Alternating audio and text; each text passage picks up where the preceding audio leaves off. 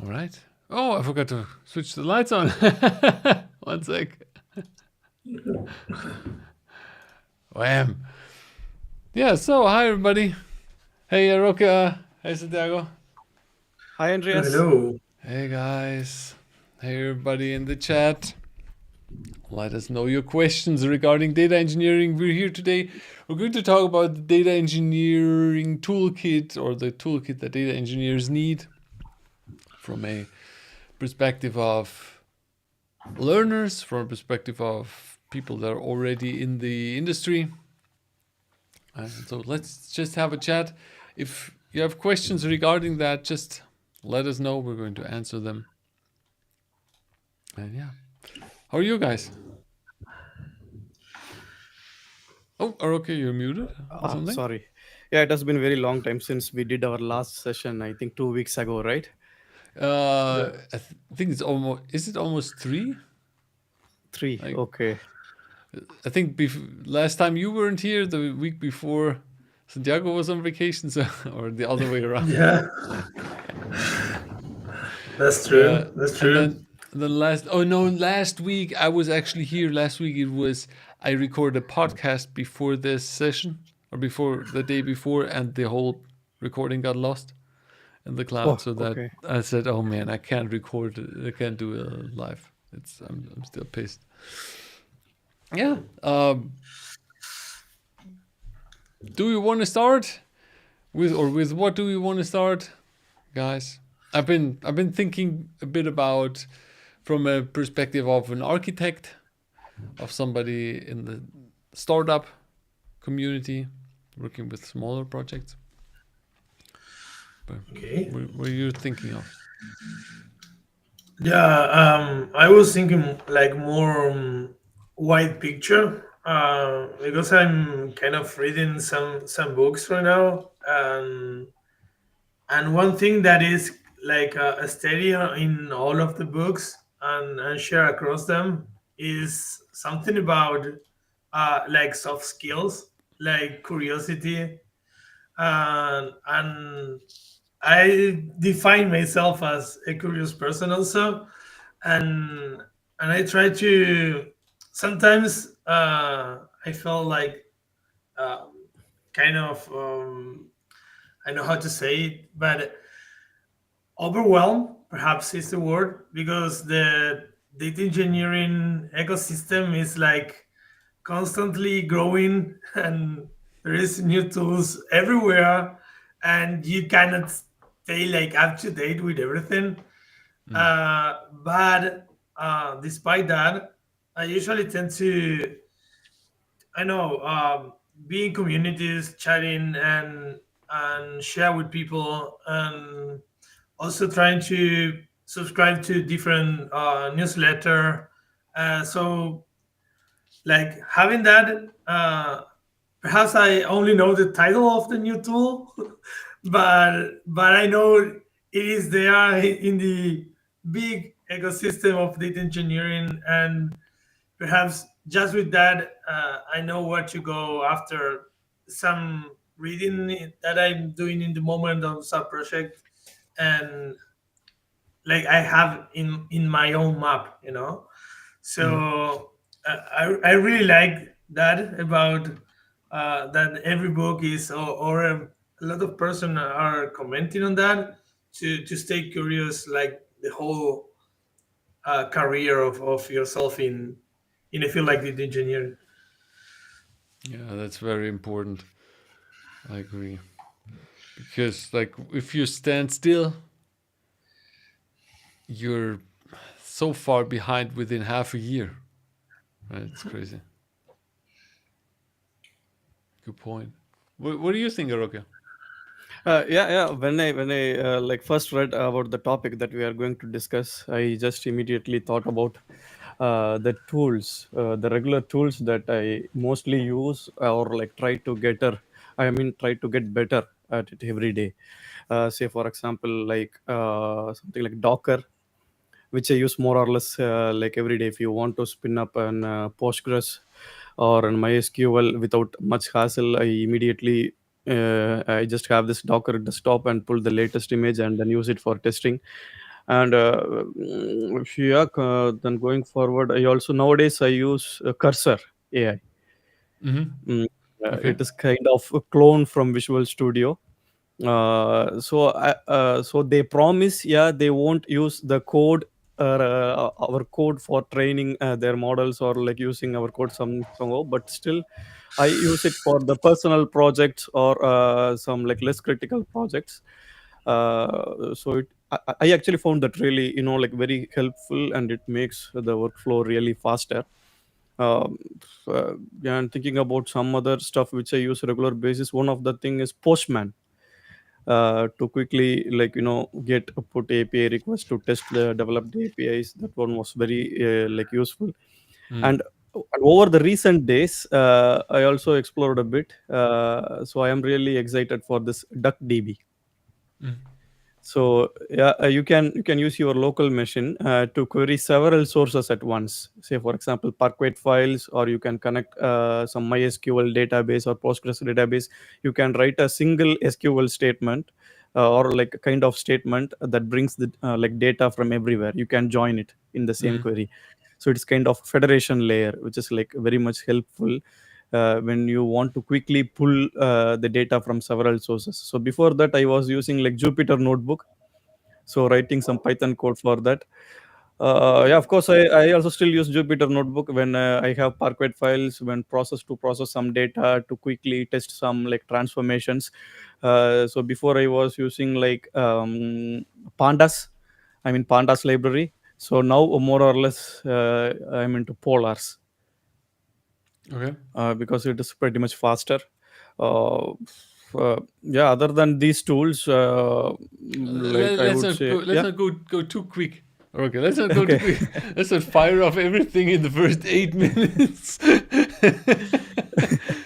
I mean, Okay. I want to touch on the first thing with cursor, because Yeah. first of all, there's already a question around that. But before we get to the question, I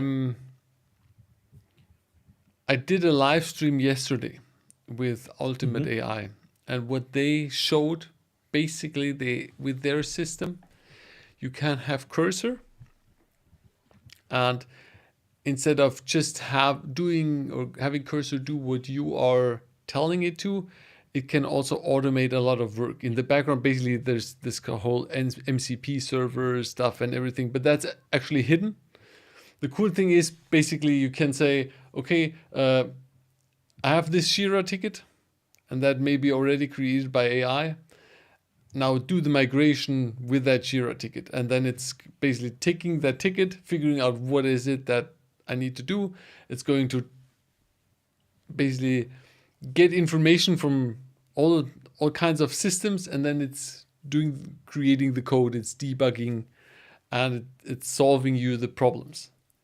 And I think that is pretty crazy. Like, they showed how to debug Airflow jobs, and you just say, okay, I have this job name that is failing, and it's taking the logs from Airflow, it's taking um, all kinds of information, and then it's trying to figure out, okay, this is the fix. It knows the source code, of course, and then it's trying to give you a few options of, okay, I think this is the fix, and then you can go in and you can even say how, like, what's the style guide that we need for this, and it's pretty crazy. Yeah, Andreas. I also had similar experience, but I am always against it. Say, for example, in my case, yeah, we can ask cursor. We can. So there are like when you log in into the cursor, you have couple of options, couple of important options. The first one is agent, and the second one is something like the chat. In Mhm. chat, you can ask questions. You can choose model, something like ChatGPT or like Cloud A latest models. When you are in like agent, it can make changes to the code. It can run comments, no terminal comments on your behalf. Mm. So this is where you need to draw a line, because if you give access to the cursor to run terminal commands, it will not ask your approval. Oh yeah. It is actually going on executing the commands. I actually found, at least in the past couple of months when I explored, around like 60%, 60 to 70%, yeah, it like judges. But again, like there are some issues. It is not 100% matured yet. Mm. at this pace at least.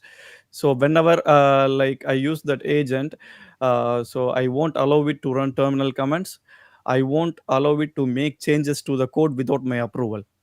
Mhm. So whenever it make the changes, it will flag it for my review. Then I have to manually like go and understand the code. If I am happy with the code, then I will approve it. It will provide the terminal command. I won't allow it to execute. Then Mm. I copy that code and like run it in the terminal. So this is my workflow with Cursor.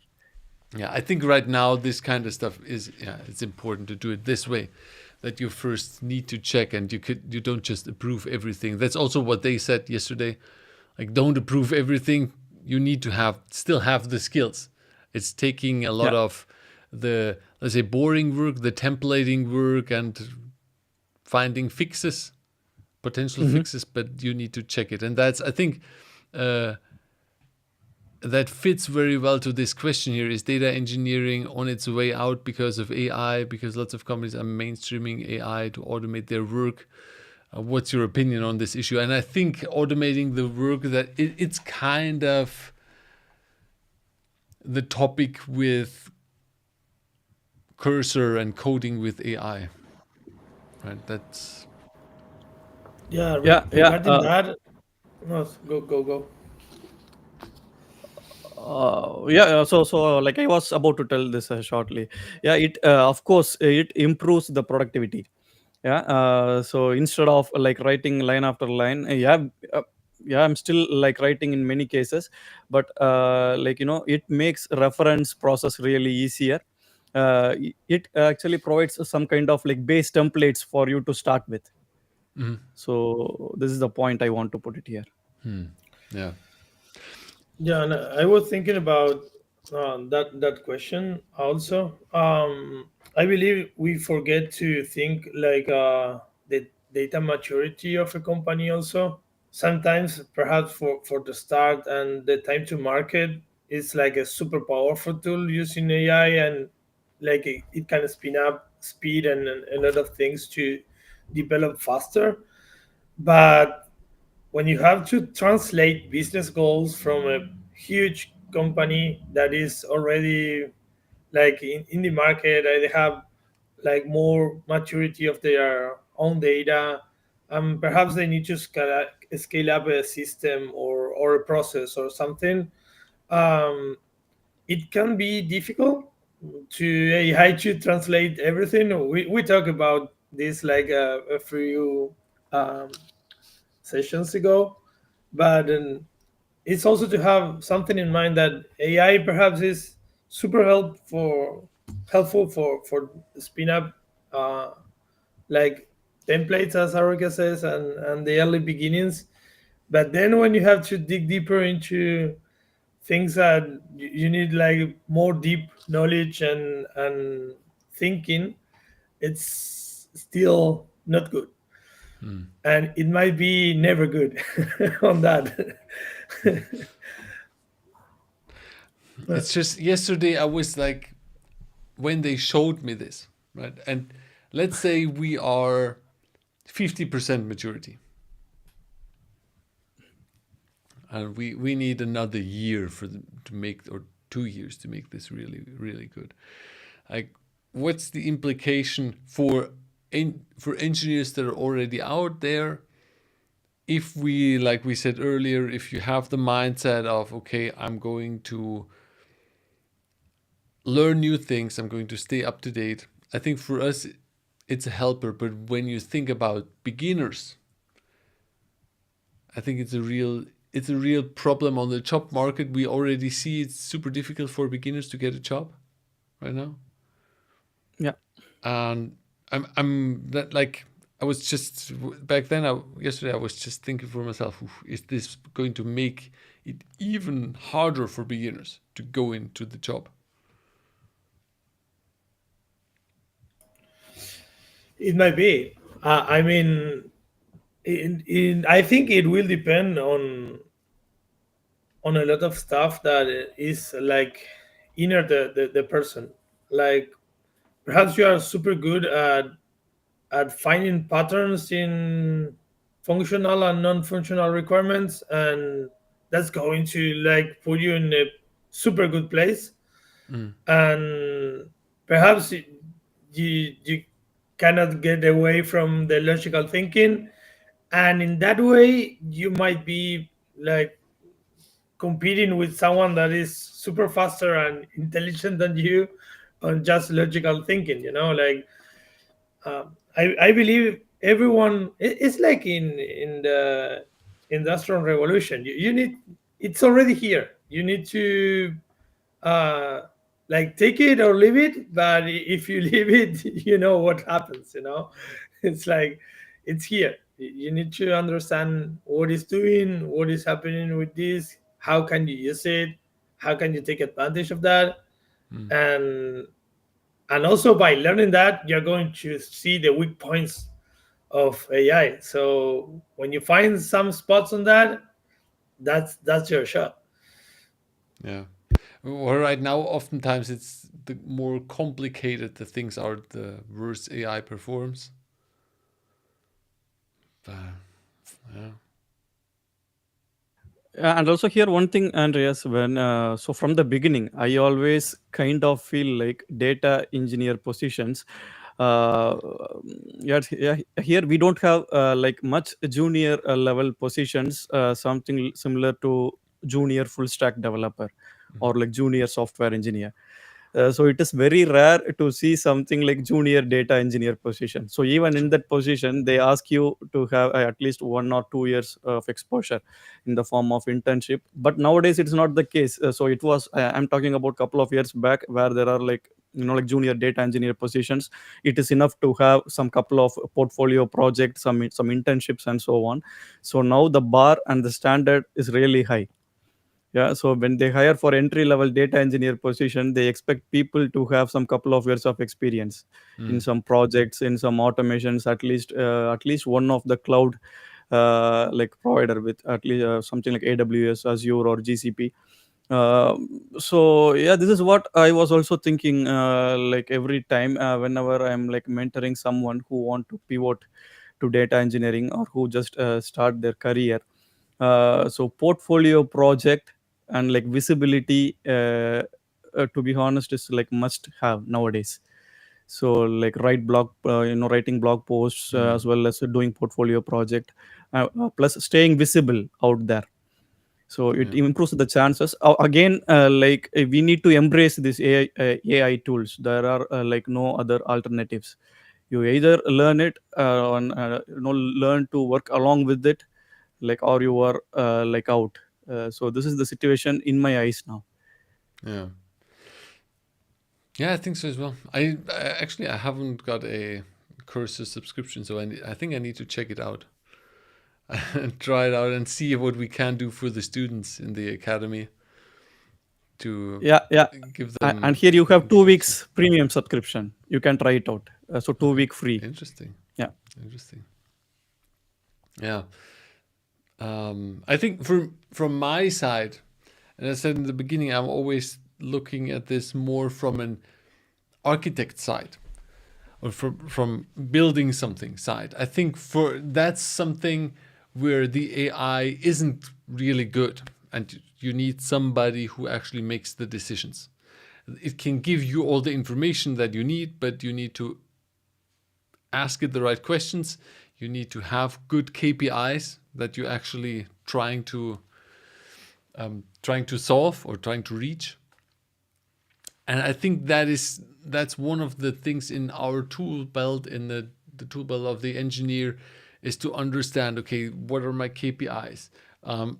What technologies do I need? Like, is this the right technology, or am I like, is this overkill? Am I over engineering things? Right. And thinking about, okay, when I build it like this, am I getting some bottlenecks here? Where are the limits of this solution? I think yes, you can use AI to help you like get the right information, do research on it, and give it, let's say, certain, what's the right word? Um, I'm missing the right word. Like, have a few options and ask it what is the best option of these. But being like thinking of, okay, this is going to replace an engineer completely. I don't see it. I don't see it. I don't know what you think about that. I go back again to the same. Perhaps you can start with AI for a blueprint on something. Like for example, you can like start with a prompt of I have this problem. I have kind of these tools in mind. Can you help me build something? And but then you have to iterate. You have to think about, I know, past experience or common pitfalls that you have made in your whole career, and say, yeah, this is sounding like super good. This is kind of a good blueprint, but I know this tool here won't fit or won't work. And then you need to iterate again. And I believe that that is the most common scenarios. Like you kind of use AI for brainstorming, but in the end, you are going to build with something that you know, and yeah, and using the past experience on that. Yeah, but that already gets us back to the point you're already in the process of building it. To the first thing to actually understand, what do I need to build? What are the goals? What's the data looking like? What are the attributes? How fast does the data come in? How much data is it, and so on? And you need to be able to understand, okay, how can I bring this all together to actually to a solution that I want to build before you get into the coding and before you get into the actual development phase of it.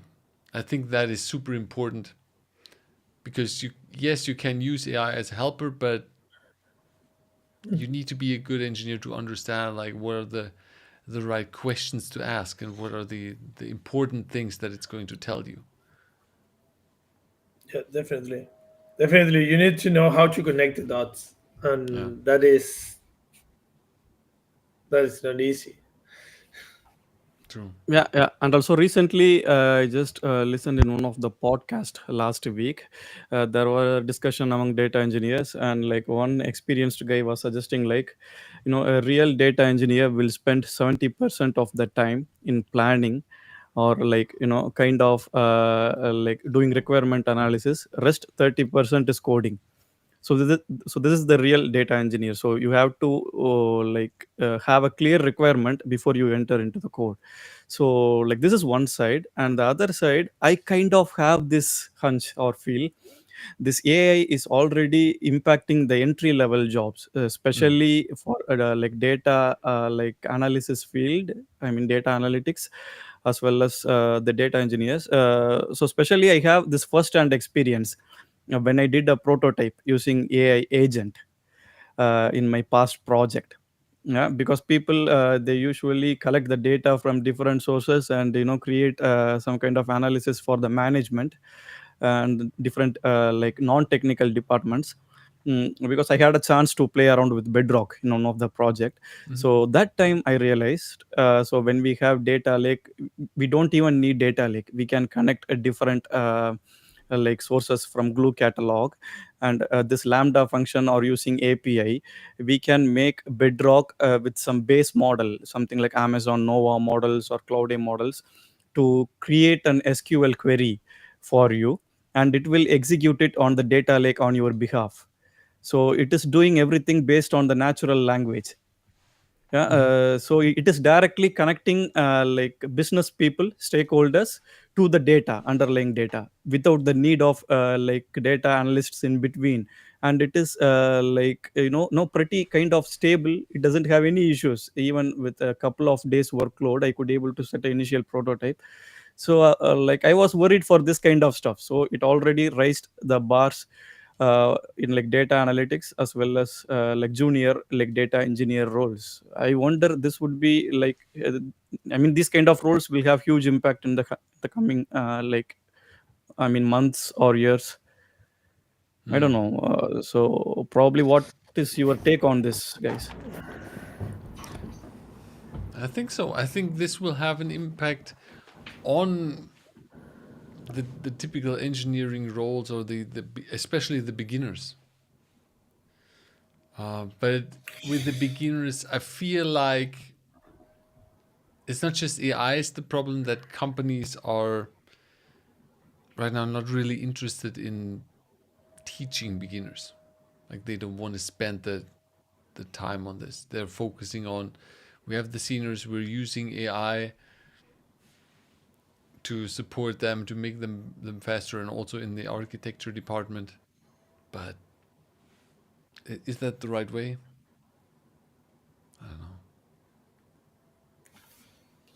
Well, I was thinking when you were talking Arockia, I was thinking about this of I know how you guys work on your own with that, but I feel like it's super difficult for like some companies to understand the real role of data engineering, or the software developer life cycle of a data engineering, and try to combine that with the Scrum sessions, and divide everything on sprints, and like uh, make some issues or task for like the whole developing of data engineering. Sometimes it's difficult to translate like the data engineering role and job and task into something like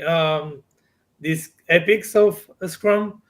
And and also, one thing that I was thinking out now, I'm thinking out loud. It's about this thing of going fast, because we have all the tools to use. Like we have I know agents, we have a lot of things that can process data and everything, and go fast, but don't take we don't take time for this of the requirement analysis. Sometimes we need to jump into developing and showing something, and the real value is like planning good, and then upon that building something good. And that's the real value. Sometimes the like the business side of the company is super interested in showing something in a dashboard, and hey, build this. And you say, hey, what are we going to measure? What are we going to do with this? Yeah. And I say, no, I want a streaming pipeline. You say, why? and and that's something that is also difficult for AI. It's like you can go into the prompting and say, hey, I want to build a streaming pipeline, but why? True. Yeah, absolutely.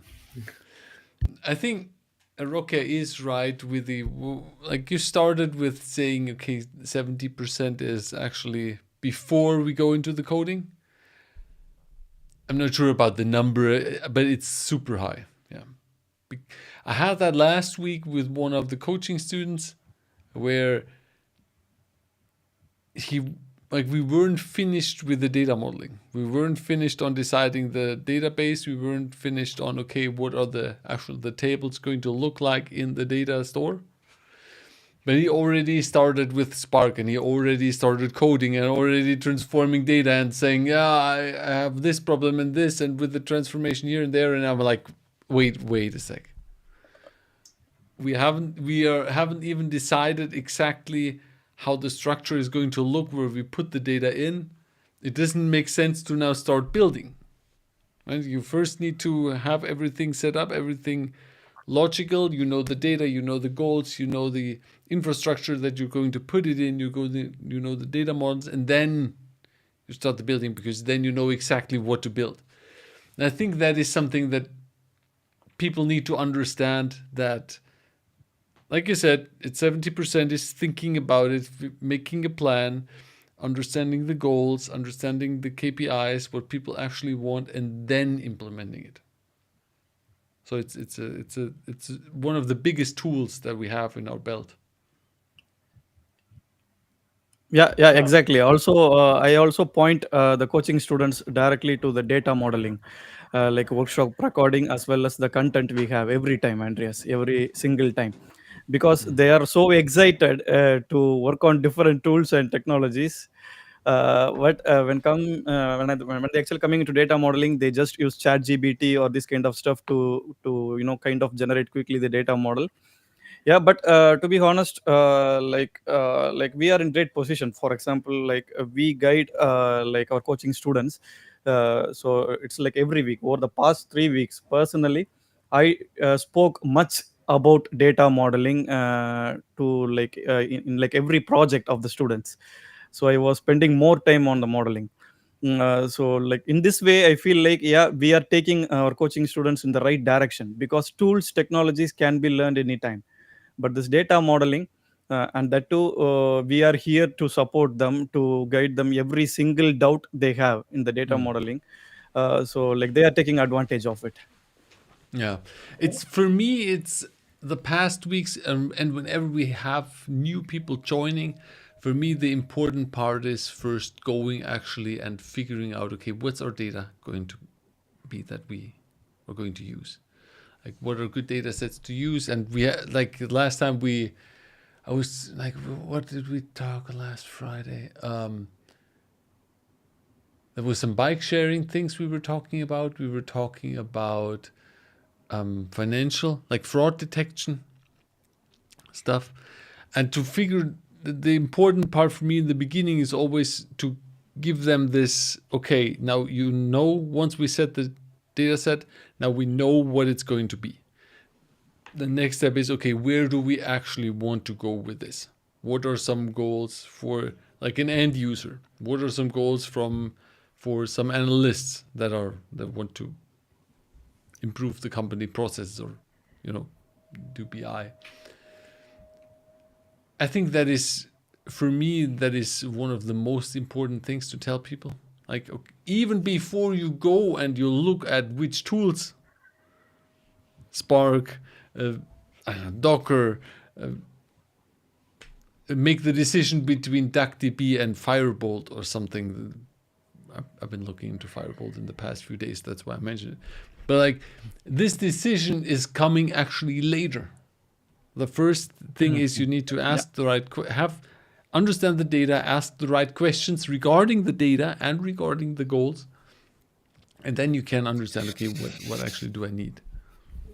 Yeah, I think that the most difficult and the most important thing is, again, like collecting the functional and non-functional requirements, because you can understand your data. You can have read tons of book of data warehouse design, the data toolkit, or data warehouse toolkit, Kimball, Emon, whatever.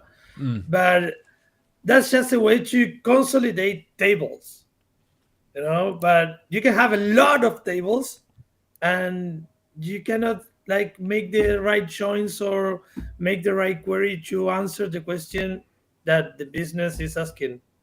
So if you don't understand that, you can be the best engineering or uh, ETL developer, but you won't answer the question, and that won't translate in money and profit, and yeah, and that's it. You're not good. Because it's like that. Sometimes I think about all the projects I have been working on, and usually the data modeling is already there. I didn't start like from the early beginning of the project, and sometimes it's, again, go back and ask and try to get the people who designed that, why they choose that approach, and like, yeah, what was the question that make them to build this. and sometimes just with that you find that I know there is some data source that can be deprecated, or the other way around, some data source that needs to be in there, and like prioritize them, that data from it's yeah.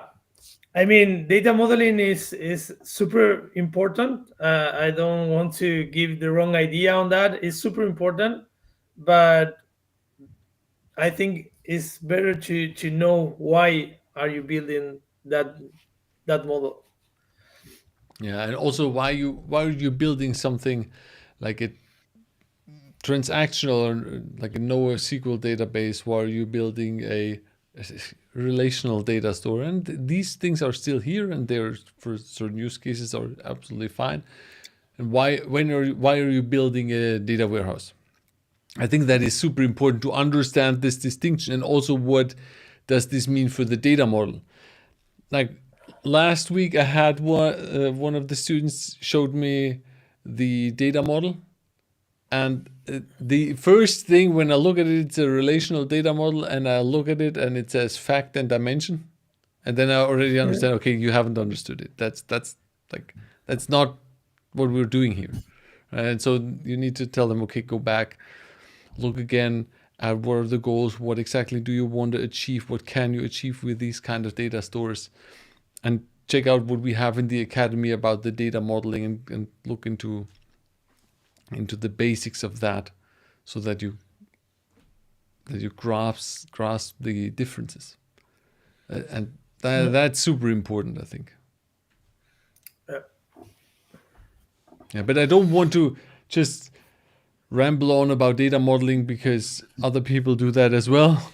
And I think it's easy to just say data modeling is the most important thing. It's one of the important things.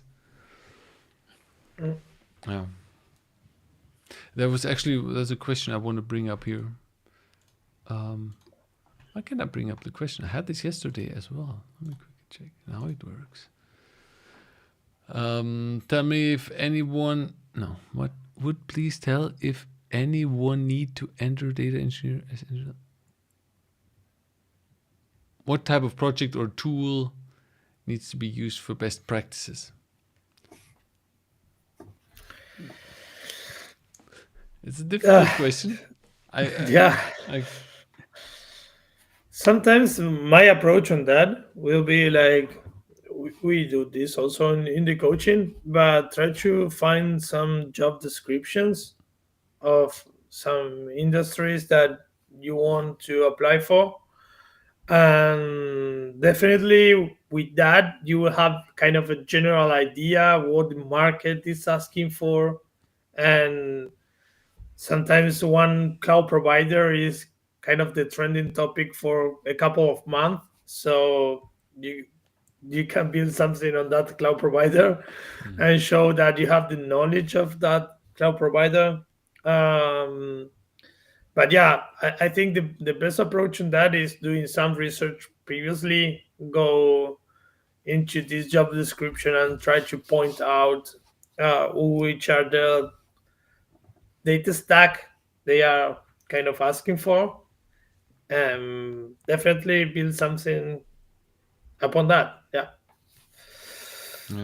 yeah, I think that is the most important thing. Understanding what is actually needed right now in my country, in my industry, that I want to go. Of course, you can say to just learn AWS. Just let's go into AWS, do the standard things. It's also a way to doing it. But I Yeah. like it better that you first do a bit of research. Yeah, and also like adding to that, Andreas, I hate to say this, but for entry level positions, usually like when I check the job descriptions, I also did this exercise with like many of the mentoring students. So most of the entry level jobs nowadays, they are asking for certifications.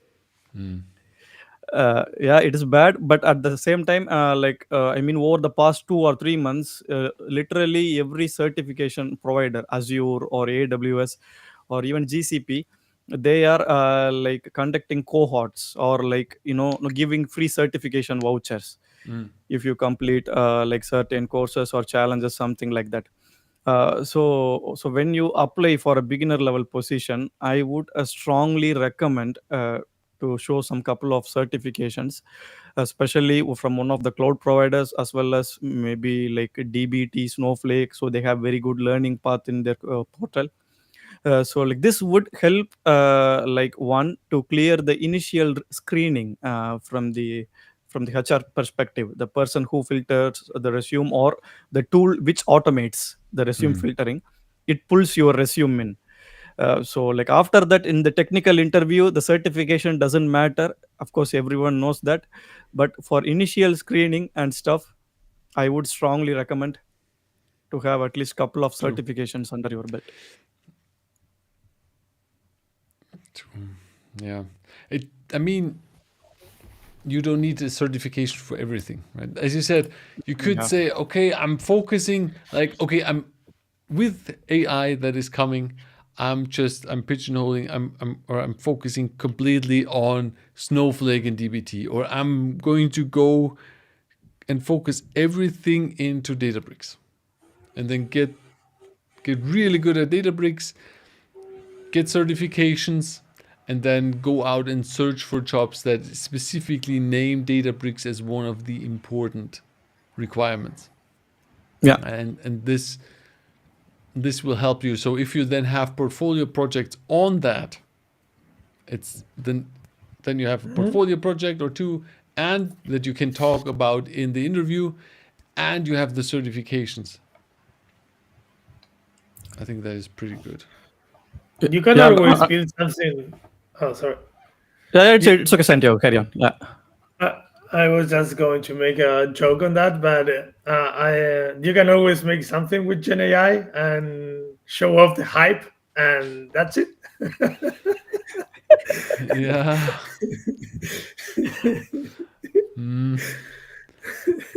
It, I don't know. It depends on the job, right? If they do nothing with AI, then you're screwed. Oh man. Yeah. Okay, you wanted to say something as well. No. Here I wanted to add one more small point. As a, like something like junior data engineer level, it would be nowadays. It is really essential that you have someone as a mentor too, someone like a senior person, because he can change your direction or project or kind of like trajectory in the right way. He can steer you in the right way, because there is like lot of noise in data engineering. Yeah, you can easily get lost. There are a lot of YouTube videos, lot of people telling like, yeah, you learned this tool, that tool. But if you find a right mentor who can talk with at least once in a month, it will be like really boosting your chances in your career. Yeah, true. It's also, it can prohibit, or it can this will make sure that you don't fall into the trap of adding more and more and more and more stuff and never get anything done. Like 2 or 3 weeks ago, I had a discussion with a student where like the discussion was, okay, I want to build this on Azure. I want to add CI/CD. I want to do infrastructure as code. I want to add ML on it, and so on and so on. And I was like, okay, yes, we can do that. Have that on the list, but let's first build it, and then let's add these things on top. Right? Let's build this pipeline so that we know it works. We understand the tools, and then you build CI/CD on top, and then you replace or you delete everything again, and you create this with infrastructure as code. With, for instance, with Terraform. And I think that is very important to have like a mentor say to you when it's the case, like, okay, you're trying to do too much at once. Try to focus on the important stuff, and this is the important stuff for now. Yeah, I'm also thinking here with this you mentioned, Andreas, is we are in this era of building fast and run and go, like accomplishing things, and I have this quote in mind of, you want to run but you don't know how to walk. and we are kind of in that scenario right now. We are trying to get a lot of like information, and we are starving for that, and there is a lot of information, and we don't want to be like out of the wave. And but then again, it all sum up to being good at picking the right tools, picking not the tools, I mean the right concepts, and the right things to like go deep. And I came across with one person in the company I work in, like super tightly coupled right now. Uh, he was doing the like technical project manager in different other companies, and he showed me the concept of the T-shape, of like engineerings of T-shape, and like it opened my mind, and also my roadmap, because I was like going super deep into all about data engineering. And I say, hey, that is super good, but it will also good if you can go like in the surroundings of data engineer, like try to learn more about MLOps, DevOps, perhaps general knowledge about that. Mm. But that will give you like better foundational basis, and then on how to build something for that approach or another approach. And it was something super good, because I say, hey, that's right, I need to like understand more about CI/CD. I have the general knowledge on that, but I think that it's going to be good for me to understand the real end to end of the project, or how to build something. And yeah, it turns my mind. I say, hey, I know, looking for fine tuning Spark, but perhaps it's not the right moment. I know I can build that, like like if the project demands that, I will learn that, and perhaps faster than DevOps. But now is the time to widen uh, the horizontal block of the T. Mm. and and yeah, that was super good advice. And it's like he teach me how to walk again, how to perhaps kind of start again, and building more robust data, say Santi data engineer, Yeah, and it was a super good advice. Yeah. I need to actually write that down because I think I need to create a short video or something for about the T-shaped model. Yeah, Andreas, if you remember it, we got to know from Johannes Yeah, exactly. in this. Yeah. On a meetup. There was Yes. actually Yes. last week was another meetup and I missed it. On 26th, Ah. I think it was.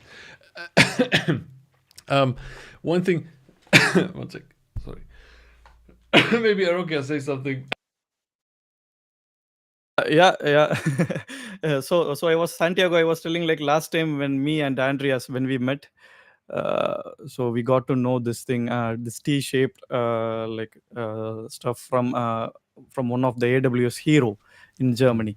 He took really a great session, for 40-minute session. It was like very like entertaining, as well as we learned a lot from him. Yeah. Yeah, we talked also about this.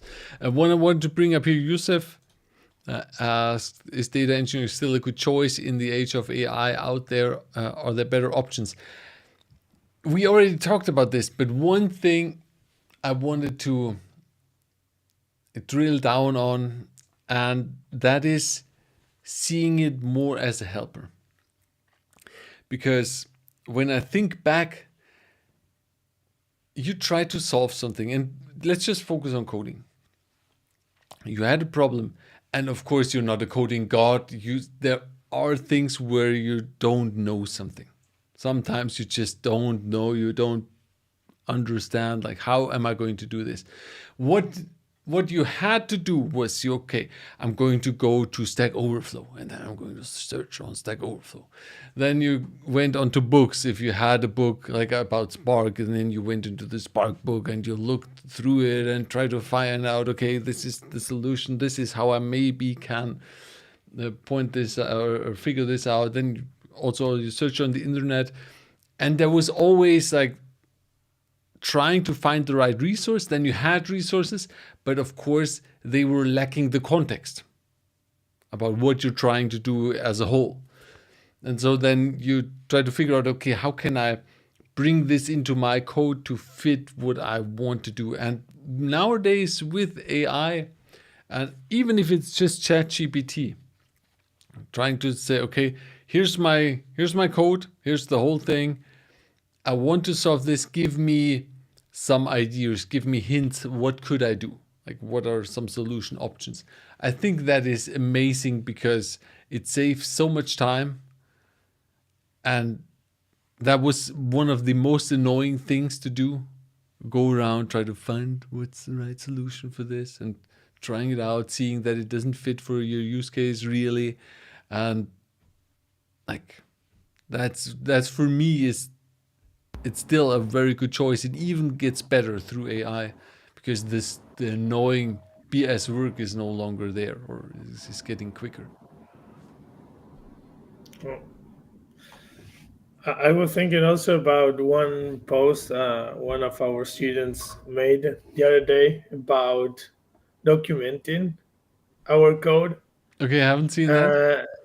Okay, but yeah, it was a Medium post on that, and it's something that we usually don't want to do. We all hate documenting everything. True. But I was thinking also about how in the early stages, like document, because all were in that shoes of being juniors and try to make and produce code and real good code, like super performant and whatever. But then you have like your repo with the code, and that's it. And you show the repo with the code and anything else, And that is also Arockia mentioned about like blog posting, but also documenting your own your own code and try to explain or think on how to explain to non-technical people. That is also a good approach to communicate well and sharpen your soft skills. Like, okay, I'm going to write this so my grandma can understand what I'm doing. And when she asks something about what's your job, hey, read my repo. So I don't have to explain twice. The repo. But we were talking about this yesterday as well with the guys from Ultimate AI. Like they said, what a lot of people do with these kind of, and they call it data mates, basically AI teammates, is create the documentation, create the tests, not just necessarily just do the coding, but also creating the documentation, creating the test cases for this and implementing the test cases, because that is where it usually lacks, right? You have that job, you need to code it, maybe it takes a bit longer, then the time is over, the next thing is already on the horizon, it's or on your doorstep. Finish up quickly, go to the next thing, the documentation is missing and maybe some tests are missing. And this way AI can help us make a better documentation and automate the whole testing job so that we create better code or create better processes.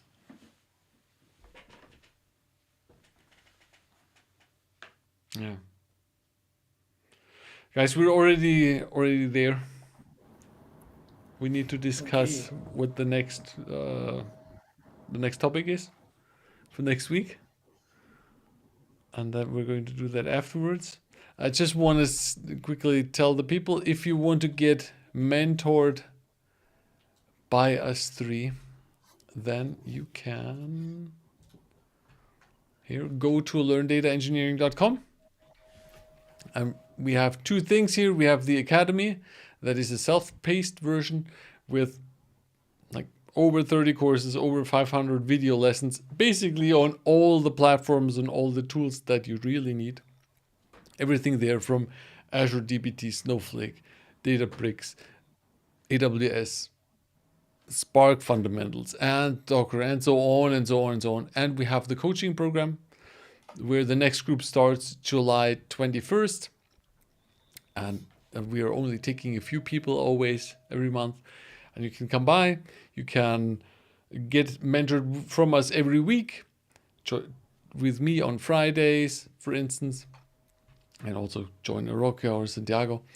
And we help you make the next step. This is mostly for people that are already engineers and want to get better. From time to time, we also have people who want to make the switch from, for instance, analyst to engineer, or from software developer to engineer. Just this morning, I had a chat with Surabi, who's basically making the switch from, or adding these skills to her data scientist skills so that she can get more hands-on and also take over work that usually engineers would do in a company. So check this out, learndataengineering.com. I'm also going to quickly add the caption here again, the ticker, learndataengineering.com. You can get in touch. If you have questions, just send an email. I'm going to check the emails. I'm going to answer you. Yeah, that's so much for promotion at the end. Okay, Santiago, do you want to say something? Do you want to have something you want to add? I'm thinking about once Arockia mentioned, like having a mentor is not because of us, three of us here, but having a mentor is the real shortcut. And yeah, try to pick one and look for one, and definitely ask for help. Yeah. Good point. Yeah. Okay. Yeah, you guys said everything. Okay. I have nothing left. Well said, Santiago. Well said. Okay, guys. Everybody, thanks for joining us. We're going to be back next week with the next breakfast club. My tea is done. I have nothing left. So, yeah. Thanks again. See you next week, guys. Quickly stay with me until after we end the stream. Right? Okay. Bye, everybody.